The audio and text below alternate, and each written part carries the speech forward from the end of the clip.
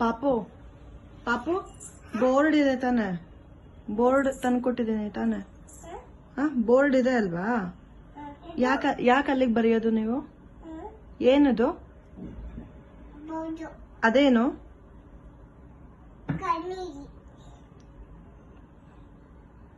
ಅದ್ರೊಳಗಡೆ ಏನ್ ಇಡ್ತೀವಪ್ಪ? ಏನ್ ಇಡ್ತೀವಿ ಅದ್ರೊಳಗಡೆ? ಅಕ್ಕ ಬೋರ್ಡ್ ಒಳಗಡೆ ಏನ್ ಇಡ್ತೀವಿ? ಏನ್ ಇಡ್ತೀವಿ ಹೇಳು? ಏನಕ್ಕೆ ಯೂಸ್ ಮಾಡ್ತೀವಿ? ಬಟ್ಟೆ ಇಡ್ತೀವಿ ತಾನೆ? ಬಟ್ಟೆ ಇಡ್ತೀವಿ ತಾನೆ ಅದ್ರೊಳಗಡೆ. ಮತ್ತೆ ಯಾಕೆ ಬರೆಯೋದು ನೀವು?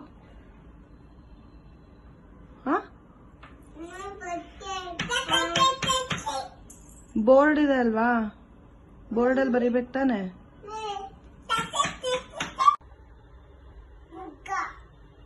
ಗುಗ್ಗಂಗ್ ಕೊಟ್ಟು ಕಳಿಸ್ತೀನಿ ಆ ಬೋರ್ಡ್. ಕೊಡ್ಲಾ? ಬೇಡವಾ? ಕೊಡ್ಲಾ ಗುಗ್ಗಂಗೆ? ಬರಿಬೇಡ ಪಾಪು, ಕ್ಲೀನ್ ಮಾಡಕ್ಕಾಗಲ್ಲ, ಬರಿಬೇಡ ಕಣೆ. ಯಾಕಪ್ಪ ಅಲ್ಲಿ ಬರೀತಿದ್ದೀರಾ? ಯಾಕಲ್ಲಿ ಬರೀತಿದ್ದೀರಾ?